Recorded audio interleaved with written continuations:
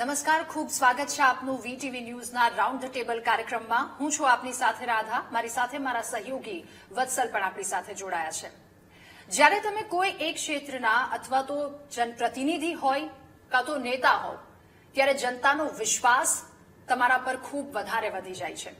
ત્યારે વિશ્વાસ પર અડગ રહેવું એ જ સાચી પરીક્ષા છે. આ પરીક્ષામાંથી અત્યાર સુધી ઉત્તીર્ણ થઈ અને જેમની જીવન ઘણું બધું સંઘર્ષમય રહ્યું છે, એ રાજકીય ક્ષેત્ર હોય અને સહકારી ક્ષેત્ર હોય, એ સંઘર્ષોને પાર કરીને અહીંયા સુધી પહોંચ્યા છે. એવા પીઢ નેતા જેમની સાથે આજે રાઉન્ડ ધ ટેબલમાં આપની મુલાકાત કરાવી છે, દિલીપભાઈ સંઘાણી. ઘણી બધી લાંબી અને એક સફળ કહી શકાય એવી સફર એમની 1980 થી જ્યારે તેમણે વિધાનસભાની ચૂંટણી માટે લડત આપી હતી. કોંગ્રેસના કાર્યકર્તા, કોંગ્રેસના જે ઉમેદવાર હતા, મજબૂત ટક્કર આપી. ત્યારબાદ 1982 પ્રદેશ મંત્રીનો હોદ્દો, 1984 થી 86 સુધી ભાજપની રાષ્ટ્રીય કારોબારીના સભ્ય, મંત્રી તરીકે, ધારાસભ્ય, ત્યારબાદ કૃષિ મંત્રી, સાંસદ અને ઇફકોના ચેરમેન સુધી. એટલે ઘણી લાંબી કહી શકાય એવી એમની સફર. ત્યારે પીઢ નેતા સાથે, ખૂબ જ અનુભવી નેતા સાથે આજે આપની મુલાકાત કરાવી છે. એમની આ સફર કેવી રહી, કયા કયા એવા પડાવો તેમણે પાર કર્યા છે અને હજુ આગામી સમયમાં શું એવા ઉદ્દેશો છે, આ તમામ મુદ્દા પર ચર્ચા કરીશું રાઉન્ડ ધ ટેબલમાં. સર, આપનું ખૂબ સ્વાગત છે રાઉન્ડ ધ ટેબલમાં. આભાર. સર, ખેડૂત પરિવારના દીકરા, ત્યાંથી શરૂઆત અને અત્યારે અહીંયા સુધી પહોંચ્યા છો, આ સફર આપની કેવી રહી? મને મારી આ જાહેર જીવનની સફળ અને સફળતા થી સંતોષ છે, પણ હજુ ઘણું કરવું પડે, ઘણું કરવા જેવું છે. ગ્રામ્ય ક્ષેત્રના ઉત્થાન માટે, ખેડૂતો માટે, મજદૂરો માટે અને એના માધ્યમથી ઉત્પાદિત અને ઉત્પાદન થતી વસ્તુઓની આજની પરિસ્થિતિમાં શહેરી વિસ્તાર હોય કે માનવ જીવન હોય, એનું આરોગ્ય, સ્વાસ્થ્ય જળવાઈ રહે એ રીતના ઉત્પાદનો વધારવા માટે, સુરક્ષિત કરવા માટેનો સમય હવે શરૂ થાય છે. એના માટે કામ કરવું ખૂબ જરૂરી છે. દિલીપભાઈ, તમે ખેડૂત પરિવારથી છો અને તમે કહ્યું કે હજુ ખેડૂતો માટે ઘણું કરવાનું છે. ટેકાના ભાવે જે ખરીદી થાય છે એનાથી ખેડૂતોને બહુ જ અપેક્ષા હોય છે. તો શું એ ખરીદીને ભ્રષ્ટાચાર મુક્ત, પારદર્શક રીતે ના થઈ શકે? કારણ કે ખેડૂતો ખૂબ શંકા કરે છે. તમે પણ જોયું હશે કે અનેક વખત એ ફરિયાદો ઉઠી છે. મને લાગે છે કે એનો અપપ્રચાર ખૂબ મોટો છે.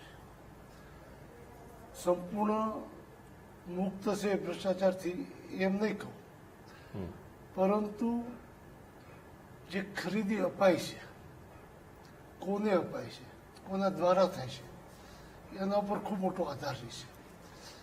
જ્યાં સુધી ગુજરાતને લાગુ પડે છે, ગુજરાતને લાગુ સાથે ગુજકો મહસૂલને લાગુ પડે છે, ત્યાં સુધી જ્યારે જ્યારે ગુજકો મહસૂલને ખરીદી આપી, કોઈ પણ એંગલથી તપાસાય, પૂર્ણ પારદર્શક, ખેડૂતોને સંતોષ અને ખેડૂતોના માધ્યમથી જે સરકારને, જે ખરેખર સરકારના નીતિ નિયમો પ્રમાણેની ઉત્પાદકતા અને ઉત્પાદનની ક્વોલિટી જે જોઈએ એ પ્રમાણેની જણસ એના ગોડાઉન સુધી પહોંચાડવાનું કામ ગુજકો મહસૂલે કર્યું છે.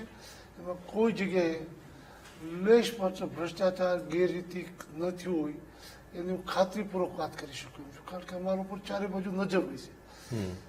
ગુજકો મહસૂલ સિવાય જ્યારે ખરીદીઓ થઈ છે અન્ય લોકોને, ત્યારે બારદાન સળગવા, મગફળીનો ગોલમાલ થવી, નબળી આવી, ક્વોલિટી નબળી આવવી અને ખેડૂતો પાસેથી પૈસા લેવાની ફરિયાદો અનેક સમયે ઉઠે છે. એટલે હું સમગ્ર ગુજરાતમાં પારદર્શક છે એવું નહીં કહું, પણ ગુજકો મહસૂલ મોટા ભાગની ખરીદી કરે છે એમાં સંપૂર્ણ પારદર્શકતા અમે જોઈ રહ્યા છીએ ને એ અપનાવી રહ્યા છીએ. દિલીપભાઈ, ગુજકો મહસૂલે 22% ડિવિડન્ડ ચૂકવ્યું, આ દેશમાં સૌથી વધારે છે. આવું કેવી રીતે બન્યું?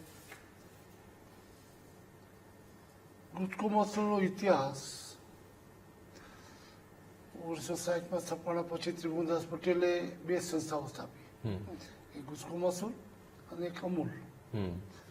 સામાન્ય દેશમાં અમૂલની સ્થાપના ત્રિભુવનભાઈ પટેલે કરી એવો ખ્યાલ નથી. બંને સંસ્થાઓ સાથે સ્થાપેલી છે. એ સંસ્થા થપાણા પછી ગુજકોમાં સોળ જ્યારે હું પ્રમુખ 7 વર્ષ પહેલા બન્યો સંસ્થાનો, ત્યાં સુધી 5 કરોડથી નફો ક્યારેય વધ્યો નહોતો ગુજકોમાં સોળ. તેમજ ગુજકો મસૂલની ઓફિસ અમદાવાદ ખાતે નવરંગપુરા પોલીસ સ્ટેશન સામે જે હતી, હું પ્રમુખ બન્યો ત્યારે પહેલી વખત જ એમાં ગયો અને મેં પૂછ્યું પ્રમુખ ચૂંટાણા પછી આ ઓફિસ કેટલી જગ્યામાં છે, તો મને કહેવામાં આવ્યું કે 600 વારમાં છે.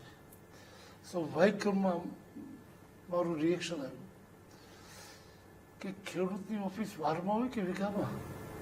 મારે વીઘામાં કરીશ, વારમાં નહીં પહોંચાડવાય. અને ઈશ્વર કૃપાથી મારા શબ્દોમાં ઈશ્વરે તાકાત આપી અને 3જા જ વર્ષે ગાંધીનગર ખાતે 5 વીઘાની જમીન ખરીદીને અમે ઓફિસ ત્યાં કરી. પહેલી સામાન્ય સભામાં મેં ઉદ્ગાર કર્યા હતા, હું આ સંસ્થાને કોર્પોરેટ જગતનું મોડેલ આપીશ અને આત્મા કોઓપરેટિવ રાખીશ. ક્રમશઃ ડિવિડન્ડ જ્યાં પરિસ્થિતિ વહીવટદાર સરકારે મૂકવો પડ્યો હતો એવી સ્થિતિ સંસ્થાની હતી. એ સ્થિતિમાં વહીવટદાર પછી તરત મારે સંભાળવાની પાર્ટીએ નિર્ણય કર્યો હતો. આમ તો મને અમિતભાઈ શાહ, નરેન્દ્રભાઈના આશીર્વાદ હતા અને સંસ્થા સંભાળી.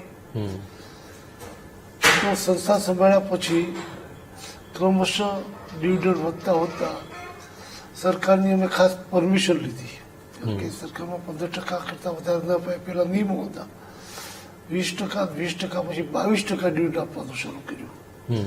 આજે ગાંધીનગર ખાતેની ઓફિસ જોઈએ કોઈ તો અમિતભાઈ ઉદઘાટન કર્યું ત્યારે એમણે જ કીધું કોર્પોરેટ જગતની કોઈ ઓફિસ તમે જોવો એ રીતે ગુજકો મસૂલ છે. એટલું જ નહીં, કેન્દ્ર સરકારના કોઓપરેટિવ રજિસ્ટરને સૂચના આપી હતી કોઓપરેટિવ કેવી રીતે કામ ચાલે. તમારે જોવું હોય તો એક વખત ગુજકો મસૂલ જઈને આવો. થોડા દિવસ પછી ફરી વખત બીજી મિટિંગમાં મળ્યા ત્યારે અમિતભાઈને પૂછ્યું છે કે જ્ઞાનેશ કુમાર આજે આપણા ચૂંટણી પંચના વડા છે, સહકાર રજિસ્ટર હતા ત્યારે, કે તમે જી આવ્યા કે નહીં? કે નથી. કે અરે તમને કીધું છે જો. બીજે દિવસે મને ફોન આવેલો અહીંયા મુલાકાત લેવા માટે, આવીને જોઈને ખૂબ સંતોષ વ્યક્ત કરીને ગયા. તે મળીને ગઈકાલે ઓરિસ્સાના લગભગ 30 લોકો ત્યાંના સ્ટેટના કોઓપરેટિવ આગેવાનો આવ્યા હતા. એમને જોઈને પણ ખૂબ સંતોષ. ખાલી ઓફિસ નહીં, વહીવટી કામગીરી પણ એક પારિવારિક ભાવ, એક સાથે 6 વાગે એટલે ચાલતું થવું એવું નહીં.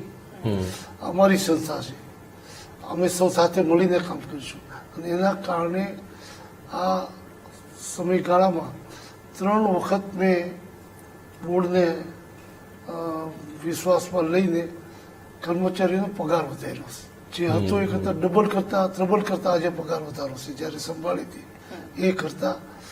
અને નફો જે 5 કરોડનો હતો તે આજે 150 કરોડ સુધી અમે લઈ જઈ શક્યા છીએ આટલા ટૂંકા ગાળામાં. કર્મચારી અધિકારીનો સહયોગ છે. સરકારે માન્ય નરેન્દ્રભાઈ મોદીએ સહકારથી સમૃદ્ધિનો નારો આપીને દેશમાં 75 વર્ષ પછી નવું મંત્રાલય આપ્યું, સહકાર મંત્રાલય.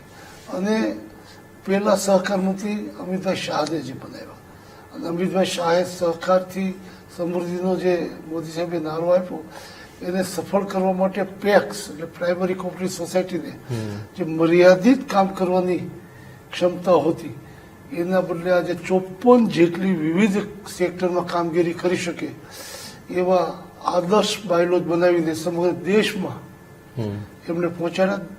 એક વખત રાજ્ય સરકાર આ બાયલોજ સ્વીકારે એટલે આપોઆપ એ રાજ્યની તમામ કોઓપરેટિવ પેક્સને લાગુ પડી જાય. મને કહેતા ગૌરવ છે કે અમિતભાઈ શાહે જે બાયલોજ મોડેલ બાયલોજ બનાવ્યા અને કોઓપરેટિવ પોલિસી માટેની જે કમિટી બનાવી હતી એમાં પણ મને એક સભ્ય તરીકે કામ કરવાની તક મળી હતી. પણ અમિતભાઈ જે મહેનત કરી, જે બાયલોજ બનાવ્યા અને સમગ્ર દેશમાં જ્યારે મોકલ્યા તો ભારતીય જનતા પાર્ટીની સરકાર હોય તો સ્વીકારેલી સ્વાભાવિક છે. પરંતુ મમતા બેનર્જીની સરકાર સામાન્ય રીતે નરેન્દ્રભાઈ કે અમિતભાઈ 1+1 = 2 જો લખે તો પણ એમ કે ખોટું છે. આ સ્વભાવની થી ચાલતી સરકારે પણ આ બાયલો સ્વીકાર્યા. એટલે કહેવા એ માંગુ છું કે એટલા મજબૂત રીતે ગ્રામ્ય ક્ષેત્રને, કૃષિ ક્ષેત્રને એના માધ્યમથી અન્ય ક્ષેત્રમાં રોજગારી આપનારી સમૃદ્ધિ બનાવવા માટેની કલ્પનાઓ જે છે એને વાસ્તવિક યોજનાઓ સાથે જોડીને જે બાલોદ બનાવ્યા અને એના કારણે પણ દેશમાં જે એક સહકારિતા વાતાવરણ બન્યું એનો લાભ ગુજરાતે હંમેશા એની જાગૃતતાના આધારે પ્રથમ ઉઠાવ્યો છે. એનો લાભ હવે ગુજકો મથલમાં પણ મળ્યો છે. તમે એવું કહ્યું, વાત સાચી છે કે જે બાયલોઝ બનાવ્યા, જે નીતિ નિયમ, જે ધારાધોરણ છે એ હકીકતમાં એમ સ્પષ્ટ રીતે ફોલો થાય છે ખરા? યોજનાઓની વાત કરી, ખેડૂતોના હિત માટે જ તમે કામ કરો છો, તો જે જમીની લેવલની હકીકત છે કે જે એકદમ પાયાની જરૂરિયાતો છે ખેડૂતોની, એ સંતોષાય ખરી? એ યોજનાઓ ખેડૂતો સુધી પહોંચે ખરી? એ સ્થાનિક લીડરશીપ ઉપર આધાર છે. સ્થાનિક લીડર જેટલા જાગૃત હોય, સરકાર યોજના બનાવી દે, એનું બજેટ ફાળવી દે, સરકારનું કામ પૂરું છે. પછી એ યોજનાને અનુરૂપ પ્રોજેક્ટ બનાવવાનો, પ્રોજેક્ટ બનાવીને જે તે વિભાગમાં મૂકવાનો, મંજૂર કરાવવાનો અને મંજૂર કર્યા પછી ધરતી ઉપર લાવવાનું કામ એ જે તે સંસ્થા કરતી હોય છે. અને એ સંસ્થા જયારે એવું કામ કરે તો સ્વાભાવિક એ વિસ્તારમાં મજબૂતી ઝડપથી આવે. પ્રાઇમરી સોસાયટી એવા પ્રોજેક્ટ બનાવે તો ઝડપથી આવે. જેમ અત્યારે વેરહાઉસિંગ એટલે ગોડાઉન બનાવવા માટે સરકારે ખૂબ મોટી યોજના કરી છે. લોન સહાય થઈને લગભગ 80% કરતા વધારે જેટલી સહાયતા મળે છે. હવે જે સહકારી મંડળી જાગૃત હશે એવા ગોડાઉન બનાવી શકશે, ભાડે આપી શકશે, એને આવક વધારો કરી શકશે. પણ જે નેતૃત્વમાં એ દ્રષ્ટિકોણને હોય અથવા તો ક્યાં કરવું, લોકોને પડતું કરશે બધા. પણ સર, એમાં એક વસ્તુ કે તો આખી ચેનલ ના હોય. હવે તમે સમજો કે તમે તમારી પોતાની કંપની છે અને એના માટે તમે કોઈ પણ કરોડ રૂપિયા તમે ફાળવ્યા છે, તો એ જ્યાં સુધી પ્રોડક્ટ સુધી એ પૈસા પહોંચે છે તો ત્યાં સુધી તમે એનું ફોલોઅપ તો લો ને. તો એ એવી વ્યવસ્થા ના હોય કે ભાઈ જે પૈસા કે જે યોજના સરકારે ફાળવી છે જે તે સ્થાનિક લેવલ સુધી પહોંચી છે, હવે સ્થાનિક લેવલનો જે કાર્યકર્તા છે કે જે સંસ્થા છે એ શું કરી રહી છે, હકીકતમાં એ પહોંચી રહી છે, તો એના માટેનું નિરીક્ષણ, એના માટેનું ઇન્સ્પેક્શન, એવી કોઈ પ્રોસેસ તો હોય ને? સ્વતંત્ર છે. કાયદા પ્રમાણે તમામ પેક્સ, પ્રાઇમરી કોર્પોરેટ સોસાયટી, જેમ ગ્રામ પંચાયત છે, જેમ રાજ્ય સરકાર છે, જેમ જિલ્લા પંચાયત છે, એ બધા સ્વતંત્ર છે કાયદાથી. પોતાએ કઈ પ્રવૃત્તિઓ કરવી, કઈ સ્વીકારવી એ એનું બોર્ડ નક્કી કરતું હોય છે.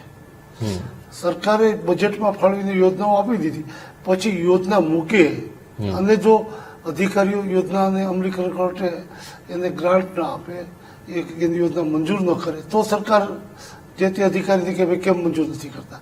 પણ તમે યોજના મૂકો જ નહીં તો કોઈને કહેવા ન જાય કે ભાઈ તમે મૂકો કમ્પલસરી. આમ છતાં પણ સરકાર દ્વારા જાગૃત લાવવા માટે સહકારી ક્ષેત્રના માધ્યમથી રજિસ્ટ્રાર, સહકારી કક્ષાની, રાજ્ય કક્ષાની સંસ્થાઓ, ગુજકો મહોત્સવ, જીએસસી બેંક, ખેતી વિકાસ બેંક, આવી સંસ્થાઓના માધ્યમથી અમને વારંવાર કહે છે કે તમારા વિસ્તારમાં જુઓ કે દાખલા ગોડાઉનની વાત કરતી વધુમાં વધુ સંસ્થાઓ ગોડાઉન બનાવે, જેથી કરીને જે તે સંસ્થાને પણ ફાયદો અને જે માલ સંગ્રહ ઉત્પાદન થયા પછી કરવાની જરૂરિયાત થાય છે, ગોડાઉનની અછત વર્તાય છે, એમાં પણ ઉપયોગી થવાય. એટલે સ્થાનિક નેતૃત્વ જો જાગૃત ન હોય તો સરકાર કશું ન કરી શકે. સરકાર યોજના બનાવી દે પણ યોજનાનો અમલીકરણનો લાભ તો જે તે નેતૃત્વ જ લેવો પડે. Okay sir. સર, હવે એ સવાલ કે તમારા એક ટ્વીટની ખૂબ ચર્ચા થઈ હતી, દીકરીના નિહાપા લાગ્યા. આ ટ્વીટ પાછળનો હેતુ શું હતો? બહુ સ્પષ્ટ છે, એની બહુ ચર્ચાઓની જરૂર નથી. આજે પણ એ જરૂરી જે મોકલી રહ્યો છે, નિહાપા લાગે કે એક દિવસમાં અસર ના આવે, ઘણા લાંબા સમય સુધી ચાલતી પ્રક્રિયાઓ છે. એનો અંત આવશે ત્યારે એનો ખ્યાલ આવશે કે નિહાપા કોને કેવી રીતે લાગ્યા. એ પ્રક્રિયાઓ તમે ચોખા રાંધવા મૂકો, ગમે એટલો તાપ નીચે હોય, 1 મિનિટમાં નથી રંધાઈ જતા, સમય લાગે છે. નિહાપા તો એક અંતરનો આશીર્વાદ જેમ સાંપડે એમ નિહાપા પણ હોય છે. જે માન્યતા શ્રદ્ધા હોય એને અસર થતી હોય છે. એટલે એ પ્રક્રિયાઓ અંત આવશે ત્યારે જ ખ્યાલ આવશે. ઓકે. અચ્છા, અમરેલીના એસપી પર તમે આરોપ લગાવ્યા હતા કે એમના રાજમાં દારૂ અને ખનનની પ્રવૃત્તિ ચાલે છે. તાલુકામાં ભાજપનું કાર્યાલય કેવી રીતે ચલાવવું એની વાત એસપી સંજય ખરાત કરે છે. તો એની પાછળ કયું દર્દ હતું? આજે ફરિયાદ કોઈ પાછળ દર્દ જ નહોતું. જે મારી પાસે વિગતો આવી હતી હા એ વિગતો મેં સરકારમાં આપી હતી અને ખુદને કીધું હતું. હા જે ચાલતું હોય એ વિગતો હું પારદર્શક રીતે જે કહેવા જેવું એને કહી દેતો હોઉં છું. મીડિયાનો પણ એવો જ પ્રયાસ હોય છે કે જે તે પ્રશ્ન છે એ પ્રશ્નનું નિરાકરણ આવે અને જે તે વ્યક્તિને ન્યાય મળે. બાકી ખોટો વિવાદનો આશય તો મીડિયાનો પણ ક્યારેય નથી હોતો. તમે પીએમ મોદી સાથે સીધા વાતચીતના પણ તમારા સંબંધો છે. એક સમયે એ સંબંધો ખૂબ ગાઢ રહ્યા. અત્યારે વર્તમાનમાં એ સંબંધો કેવા છે? પાર્ટીમાં તમારું વર્ચસ્વ અત્યારે કેટલું, કેવું વજૂદ છે તમારું અત્યારે? પાર્ટીને તમે કેવી રીતે ગણશો એના ઉપર આધાર છે. હાથીના પગના વર્ણન જે અંગ આવે એ કરો. હા પાર્ટીમાં એક મિનિસ્ટર હોવું, પાર્ટીમાં એક સંગઠનના પદાધિકારી હોવું અને ઇકો જેવી દુનિયાની નંબર 1 ગણાતી સંસ્થા એના ચેરમેન હોવું, પાર્ટીના આશીર્વાદ, નેતૃત્વના આશીર્વાદ વિના શક્ય છે ખરું?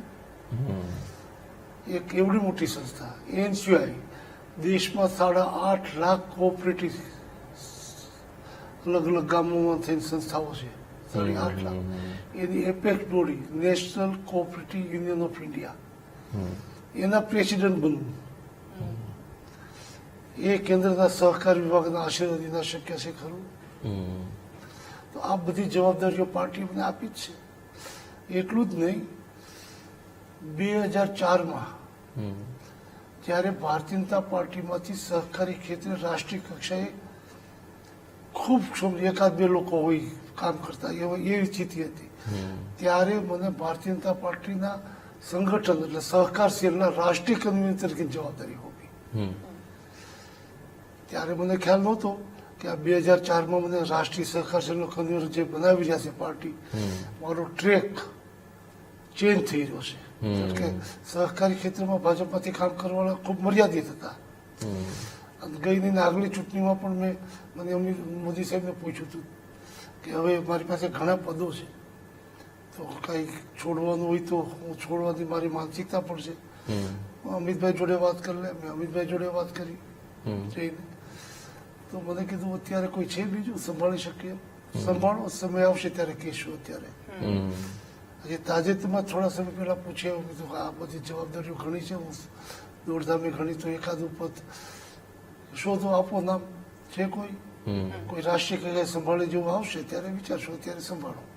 તો આને સંગઠન કહેવાય, પાર્ટી કહેવાય, સરકાર કહેવાય, એ અલગ અલગ એંગલથી એને વિચારતા હોય છે. પણ મેં શરૂઆતથી જ કીધું કે મને જે કામગીરી સોંપવામાં આવી છે એ ગમતી અને ખરેખર સેવાકીય. જે ખેડૂતના દીકરા તરીકે ખેડૂતો છે, ગ્રામ્ય વિસ્તારના એક નાનામાં નાના અંગ તરીકે મારું ગામ તો માળીલા, અમરેલીની બાજુમાં, ચલાળાની બાજુમાં, એક ખારોપાટ વિસ્તારમાં, એવા નાના ગામમાંથી, ખારાપાટમાંથી મીઠાશભરી પ્રવૃત્તિઓને વેગ આપવો, એનો મોકો ભારતીય જનતા પાર્ટીએ આપ્યો છે. વિદ્યાર્થી પરિષદના કાર્યકર્તા સંઘના સ્વયંસેવકમાંથી વિદ્યાર્થી પરિષદમાં અને ઇમરજન્સીમાં, કટોકટીમાં, જેલમાં 11 મહિના રહેવું, એ પ્રવૃત્તિ સાથે જાહેર જીવનમાં જે કામ કર્યું છું. અને પાર્ટી આ નહીં, મને સંઘ પરિવારમાંથી કોઈ પણ ક્ષેત્રનું કામ સોંપે તો પણ સંતોષ થાય. અત્યારે સહકારી ક્ષેત્રનું કામ હતું. કાલ સવારે એમ કે વિહિપમાં તમારે જતા રહ્યો કામ કરવાનું છે, કિસાન મોરચામાં કામ કરતા જતા રહ્યો જવાનું, તો મને કોઈ સંકોચ ન થાય. કારણ કે પાર્ટીએ બાળપણથી ઘડતર આપ્યું છે, એ વિચારધારાથી કામ કરીએ છીએ. સત્તાલક્ષી જીવન નથી, લક્ષ્ય સાથે ભારતના અંગે અંગનું સાર્વજનિક, સર્વક્ષેત્રીય, સૌના સમાન, સનાતની જે કહેવાય એ મુજબ કલ્યાણ અર્થે કામ કરવું. એમાં જે કામ આવે એને સ્વીકારીએ એટલે સંતોષ અને આનંદ જ મળે. દિલીપભાઈ, એક સમય એવો આવી ગયો હતો, સી.આર. પાટીલે કહ્યું હતું મેન્ડેટ વાળી વાત, એ વાતનો વિરોધ પણ કર્યો હતો. આપે વાત કરી હતી એ વાતને લઈને, આપની વાત રજૂ કરી હતી. અત્યારે એમની સાથે કેવું છે, સી.આર. પાટીલ સાથે? અત્યારે તરત જ સારું હતું. ત્યાર પછી અમારો એક પ્રસંગ રાષ્ટ્રપતિ ભવનમાં દેશના વિવિધ ક્ષેત્રના અગ્રણીઓને બોલાવતો હશે ચા પાણી નાસ્તા માટે. અને જોગાનો જોગ હું અને CR પાટીલ બાજુમાં જ બંને ઊભા હતા. તો એને થોડું બહાર કંઈ જવું છે કે થોડી વાર મારી જગ્યા રાખજો, કારણ કે આખા દેશમાંથી આવેલા લોકો હોય. એટલે હું ઊભા હતા, મેં મારા પગ પૂરા કરીને બાજુમાં ઊભા ન કોઈ રહી જાય તેમ કરીને પાછા આવ્યો, તમારી જગ્યાએ સુપ્રત એમ કહીને હળવા મળવા. ત્યારે સરઘસ આકારે પેલા રાષ્ટ્રપતિ નીકળે, પછી ઉપરાષ્ટ્રપતિ હોય અને પછી વડાપ્રધાન હોય. તો સામે ત્યાં આમ કરીને ચાલ્યા જતા હોય. પણ વડાપ્રધાન જ્યારે નીકળે તો બાજુમાં આવ્યા, કેમ છે? બે બાજુમાં બરાબર છે, મેં તમે જોઈ લો કેમ છે બરાબર. અને ત્યાર પછી CR પાટીલને ત્યાં મને નિમંત્રણ હતું દિલ્હીમાં, એના મંત્રીમંડળનો જે બંગલો છે ત્યાં હું ભોજન પણ કરી આવ્યો છું. હમણાં પાછા એક ફંક્શનમાં ભેગા થયા ત્યારે પણ કીધું દિલ્હી આવો તો કહેજો, આપણે મળીશું. એટલે પાર્ટીના કાર્યકર્તા તરીકે વ્યક્તિગત કોઈ મતભેદો નહોતા. જે મુદ્દો હતો એ ગેરસમજનો હતો. ગેરસમજ એ હતી કે હું ઇફકોનો ચેરમેન છું અને મારું બોર્ડ હતું ઇફકોનું, અને એ જ દિવસે નવી ચૂંટણીના ફોર્મ ભરવાનું શરૂ થતું હતું. બોર્ડ પૂરું થયું એટલે બધા ચર્ચાઓ કરી કે હવે આપણે જતા રહીશું, પાછા ફોર્મ ભરવા આવું. એક તો નક્કી કરો આજે જ બધા ફોર્મ ભરી લઈએ, આજ પહેલો દિવસે તો ચેરમેન સાહેબ તમે પહેલું ફોર્મ ભરો એટલે બધા ફરીએ. મેં પહેલું ફોર્મ ભર્યું, બાકી ના ભર્યું. જયેશભાઈ ડિરેક્ટર હતા એટલે એને પણ ફોર્મ ભર્યું. અમે બધાએ ફોર્મ ભર્યા અને સૌ છૂટા પડ્યા. 3 દિવસ પછી, 4 દિવસ 5 દિવસ ફોર્મ ભરવાના હોય એમાં 3 દિવસ પછી બિપિનભાઈએ ફોર્મ ભર્યું. તો જયેશભાઈ બળવો કર્યો, વ્હીપનો ભંગ કર્યો. આ ઉલ્લેખો જે થયા એટલે મેં કીધું વ્હીપનો ભંગ ન કર્યો કહેવાય, કારણ કે જયેશભાઈ મેં સાથે જ ફોર્મ ભર્યું છે. વ્હીપ પોત તો બે ગુજરાતના જ છે, તો બંનેને વ્હીપ આવે. બેમાંથી કોઈને જાણ જ નહોતી. એટલે અમને બોલાવીને કીધું વિડ્રો થઈ જાવ તો થઈ શકતા હતા. અમને બેમાંથી કોઈને કાંઈ કોઈ વાત જ નથી કરી. અખબારમાં સીધું આ શરૂ થયું. એટલે બળવો શબ્દ અમારી કારકિર્દીને નડતરૂપ થાય. અમે બળવો કરીએ એવા સ્વભાવના નથી. અમારા વિચારો સ્પષ્ટ વ્યક્ત કરીએ એટલે બળવાના રૂપમાં કોઈ ગણે તો વાત જુદી, પણ એ વિચાર વ્યક્ત કર્યો, બળવો નથી કર્યો. એણે પેલા ફોર્મ ભર્યું છે. એ મુદ્દાને વિવાદમાં લઈને જે લાંબો ચાલ્યો, કારણ બિપિનભાઈ મારી જોડે ઉપપ્રમુખ છે ગુજકો મસૂલમાં. આજે અમે સાથે બેસીએ છીએ, ગઈકાલે સાથે જ હતા. કાલ હર્ષભાઈને એ મળી ગયા, પછી જીતુભાઈ સરકાર મંત્રી ત્યાં કાલે મને સાથે જ હતા. અમારા કોઈ મનમાં કોઈ કટુતા, કોઈ કડવાશ, કોઈ પ્રત્યે આખરી ભારતીય જનતા પાર્ટી સૌને સાથે લઈને, જે મોદી સાહેબે કીધું છે, સૌનો સાથ, સૌનો વિકાસ, અને અમિતભાઈ શાહ સહકારથી સમૃદ્ધિ લાવવા માટે જે પ્રયાસો અને મહેનત કરી રહ્યા છે, એ સફળતા લાવવા માટે એક એનસીઆઈના પ્રેસિડેન્ટ તરીકે, ઇફકોના ચેરમેન તરીકે કે સહકારી કાર્યકર્તા તરીકે મારી જવાબદારી હું બહુ સ્પષ્ટ માનું છું કે એને સુસાસુ જંગથી મારે નિભાવવી જોઈએ અને નિભાવવાનો પ્રયત્ન કરું છું. સહકાર ક્ષેત્રે દિલીપ સંઘાણી એટલે કે પોતાની જાતે ઊભી કરેલી એક ઓળખ. હવે તો સહકાર ક્ષેત્રમાં પણ મેન્ડેટ આવી ગયું છે, તો તમે એ મેન્ડેટને કઈ રીતે જોઈ રહ્યા છો? ખેડૂતોની સંસ્થામાં મેન્ડેટ કેટલું જરૂરી, તમારો શું મત? મેન્ડેટ જે છે એ કાનૂની પ્રક્રિયા છે. લોકસભાએ ધારાસભ્ય, પાર્લામેન્ટના સભ્યો માટે મેન્ડેટનો કાયદો બનાવ્યો છે. વિધાનસભાએ જિલ્લા પંચાયત, નગરપાલિકા માટે એ કાયદો બનાવેલો છે. અને એ મેન્ડેટનો ભંગ થાય, આપેલો વ્હીપ ભંગ થાય તો એનું સભ્યપદ ગુમાવવાનું આવે છે. સહકારિતામાં કાયદો નથી.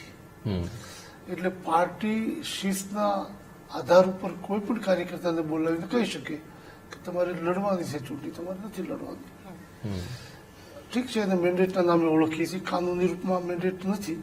તો પાર્ટી નિર્ણય લે કે પાર્ટીને અધિકાર છે કોને ક્યાં મૂકવા, ક્યાં કામગીરી. મેં શરૂઆતમાં કીધું કે આજે મને ભાજપમાંથી સહકાર સેલની જવાબદારી કામ કર્યું છું. પાર્ટી કાલ મને વીએફમાં કે કિસાન મોરચામાં જવાબદારી આપે તો પણ કામ કરું. મેં શરૂઆતથી જ વાત કરી. તો એ પાર્ટીને અધિકાર છે કોને કઈ જગ્યાએ કઈ જવાબદારી સોંપવી.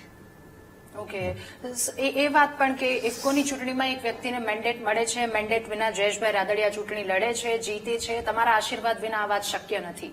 તો શું એ સમયે તમે પાર્ટીની વિરુદ્ધમાં ગયા હતા? ના, ત્યારે નથી ગયું.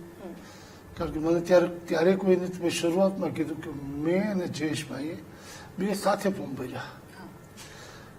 મેન્ડેટ આપવાનું હોય તો જયેશભાઈને પાછું ખેંચવાનું મળે કે મને લડવાનું મળે, બંનેને મળે ને. તો બંનેને કોઈને મળ્યું નથી. અખબારમાં જ બધું ચાલ્યું છે. મેન્ડેટ મેં કીધું કાનૂની સવાલ છે. પાર્ટીની વ્યવસ્થા બોલાવીને કહીએ કાંઈ કે તમારે લડવાની છે, તમારે જ લડવાની. તો એ તો શક્ય છે, પાર્ટીનો અધિકાર છે અને અમારે ફરજિયાત માનવાનું જ આવે પાર્ટીમાં રહેવું હોય તો. પાર્ટી નિર્ણય કરી અને ફોલો તો કરવું જ જોઈએ. અમને ત્યારે પણ કોઈ નથી કીધું. અખબારમાં ખૂબ ચાલ્યું, એમાં કોઈ ના નહીં. એ પરિવારવાદની વાતો પણ ભૂતકાળમાં અનેક વખત ઉઠી છે કે ગુજકો માસોલમાં, અને એમાં તમે ભાઈ ભત્રીજાઓને ઊંચા પદ આપી દીધા છે. નહીં, ભાઈ ભત્રીજા કોને કરશો? સંબંધ હોય એટલે ભાજપનું કામ કરે છે કેમ? આજ મારી બેંકમાં દાખલ છે કે મારી સંસ્થા ગુજકો માસોલમાં કોઈ એક જ અટકના છે અને ભાજપના નિષ્ઠાવંત કાર્યકર્તા છે અને એને કોઈ પદ મળે એટલે ભાઈ ભત્રીજામાં ગવાના.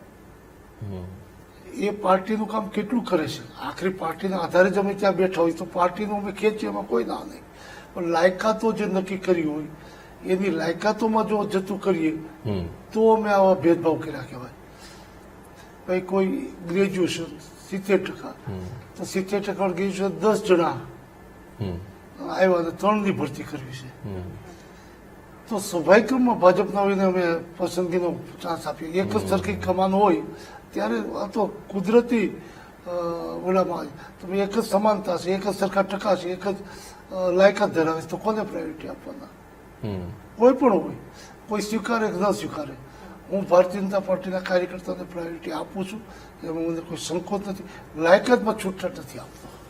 ઓકે સર, અંતિમ સવાલ આપને એ પૂછવો છે, સમયની પણ મર્યાદા છે, કે રૂપાલા અને આપ ખૂબ સારા મિત્રો છો, સાથે ભણ્યા અને ગાઢ સંબંધો, તેમ છતાંય જો અત્યારે ક્યાંક કોઈક વાત થાય તો એવું કહે કે આ સંઘાણીનું ગ્રુપ છે, આ રૂપાલાનું ગ્રુપ છે. હું ને રૂપાલા પ્રાઇમરી સ્કૂલથી પણ એક ક્લાસમાં ભણ્યા છીએ, બાળપણથી મિત્રો છીએ. આજે પણ અમરેલીમાં એક સિક્કાની બે બાજુ તરીકે અમને સ્વીકારે છે. કોઈ પ્રસંગમાં બંનેને આમંત્રણ, બંને જાય તો બધા ખુશ થાય, પણ બેમાંથી એક પણ હાજર રહીએ તો સગા બે ભાઈઓમાંથી એક હાજર જાય સંતોષ માને છે. કમનસીબે સદનસીબે અમારી બેની મિત્રતાએ ગુજરાતમાં એક અનોખી પહેચાન આપી છે. એ તોડવા અલગ અલગ એંગલથી ખૂબ પ્રયાસો થયા છે, પણ કમનસીબે જે આવું પ્રયાસ કરતા હોય નિષ્ફળ થયા છે. અમારી મિત્રતામાં ક્યારેય કોઈ ઉણપ આવી નથી, ઉણપ આવે એનો અહેસાસ કર્યો નથી. અમે બંને સાથે એક કિસ્સો કહીશ એટલે આપને ખ્યાલ આવશે. ગયા વર્ષે લીલિયા મુકામે કડવા પાટીદાર સમાજના ઉમિયા ધામમાં ખૂબ મોટું 50,000 જેટલા લોકોનું મોટું ફંક્શન હતું. રૂપાલા સાહેબ લોકસભામાં ચૂંટાણા, એ નિમિત્તે સમાજે નક્કી કર્યું કે રૂપાલા સાહેબની ચાંદી તુલા કરવી. અને લોકલ આગેવાનો તરીકે આમંત્રણ સમાજમાંથી મને પણ હતું, હું પણ ત્યાં હાજર હતો ફંક્શનમાં. રૂપાલા સાહેબે જે ભાષણ કર્યું એ મારા માટે, પાર્ટી માટે, સમાજ માટે બધું ખૂબ સારું હતું. પણ ચાંદી તુલાનો છેલ્લે જવાબ જે આપવાનો હતો એને એવું કીધું કે આ ચાંદી તુલા જે મને કરી છે એનો ઉપયોગ ક્યાં કેવી રીતે કરવો, દિલીપભાઈને આ ચાંદી અર્પણ કરું છું, એને યોગ્ય લાગે ત્યાં ઉપયોગ કરે. આનો અર્થ તમારે જે સમજવું હોય, આવડા મોટા સમાજે ચાંદી ભેગી કરી હોય, કડવા પટેલ સમાજે જ કરી હતી ભેગી. એ ફંક્શનમાં આટલા મોટા લોકો ઉપસ્થિત હોય, એની વચ્ચે કેવું કે આ ચાંદીનો ઉપયોગ ક્યાં કેવી રીતે કરવો, દિલીપભાઈને શું ચાંદી કરું છું. અને મિત્રતાથી બીજી ક્યાંય દિશામાં આંકી શકાય. હજી લાંબો સમય નથી થયો. ચર્ચાને આપણે અહીં વિરામ આપવો છે, પણ એક સવાલ મારા મનમાં થઈ રહ્યો છે કે સહકારી સંસ્થાઓમાં દિલીપભાઈનો આટલો મોટો પ્રભાવ, તો ભાજપના નેતાઓને વાંધો નથી પડતો? એટલે કેમ કે સહકારમાં દિલીપભાઈ પોતાના રાજકીય ગઠબંધનો બનાવી રહ્યા છે. ના ના, મારું કોઈ રાજકીય ગઠબંધન નથી. હું આમ તો સહકારમાં હું વિચારતો હતો કેવી રીતે આટલી મને ગ્રીપ મળી છે. પણ મારું ગામ માળીલા, મેં શરૂઆત કરી, નાનું એવું ગામ. ત્યાં પેક્સ એટલે પ્રાઇમરી કોઓપરેટિવ સોસાયટી જે ગામની છે એના સ્થાપક પ્રમુખ મારા દાદા હતા. એ મને બહુ પાછળથી ખબર પડી. અમરેલી જિલ્લા બેંકનો હું પ્રમુખ બન્યો અને એના 100 વર્ષ પૂરા થયા. નરેન્દ્રભાઈ મોદી ના ઉપસ્થિતિમાં મેં 100 વર્ષ ઉજવી રહ્યા હતા. એટલે મેં બેંકના જૂનો ઇતિહાસ, જેટલી બુકો જૂની જ્યાં જ્યાં પડી હતી બધી લઈને આખું પ્રકરણ કરીને સન્માન માટેનો પ્રયાસ કર્યો. 100 વર્ષમાં જીવિત કોઈ પણ કાર્યકર્તાઓ છેલ્લે હોય. ત્યારે એક બુકમાં જોયું કે હું પ્રમુખ થયા તે પહેલા નહીં, મારા જન્મની આજુબાજુ એ બેંકમાં ડાયરેક્ટર દ્વારકાભાઈ પટેલના ફાધર મોહન બાપા, એની સાથે મારા દાદા ડાયરેક્ટર બેંકમાં હતા. હું ચેરમેન થયો ક્યાંથી મને ખબર નહોતી કે મારા આ તો 100 વર્ષની ઉજવણી થઈને બધું જોતા જોયું. એમાં પણ મારા દાદા હતા. એટલે મારા દાદા સહકારી પ્રાઇમરી સોસાયટીના સ્થાપક પ્રમુખ માળીલા ગામની, તે માંડીને ડિસ્ટ્રિક્ટ બેંકના ડાયરેક્ટર સુધી હતા. એ જ વંશવેલામાં ક્યાંય ને ક્યાંય ડીએનએ કોઓપરેટિવના આવેલા હશે, છુપાયેલા હશે. એ જ કોઓપરેટિવ પ્રત્યે, ખેડૂતો પ્રત્યે, ખેતી પ્રત્યે, ગ્રામ્ય કક્ષાના ઉત્થાન માટે જે અંદર સંસ્કારો હતા એ સંસ્કારોના આધારે કામ કરી રહ્યો છું. એમાં વિદ્યાર્થી પરિષદ સંઘ બાળપણથી સંઘમાં જતો, પછી વિદ્યાર્થી પરિષદમાં, એમાં જેલમાં, અને એમાં શીર્ષ નેતૃત્વ મળ્યું. એમાં રાજકીય રીતે મને થોડું વધારે ઉઠાવો મળ્યો, કારણ કે વિદ્યાર્થી કાળમાં આવડું મોટું શીર્ષ નેતૃત્વ જેલમાં હોય એટલે સ્વાભાવિકપણે બધા સાથે અરવિંદભાઈ મુનિયાર, પ્રેરણભાઈ, કેશુભાઈ, આ બધા નેતૃત્વ જે અંદર હતું તો સ્વાભાવિક નિકટતા થોડી વધારે મળી. અને હજી હું લો પૂરું નહોતો કરી શક્યો. એ લોનું મારું છેલ્લું વર્ષ હતું.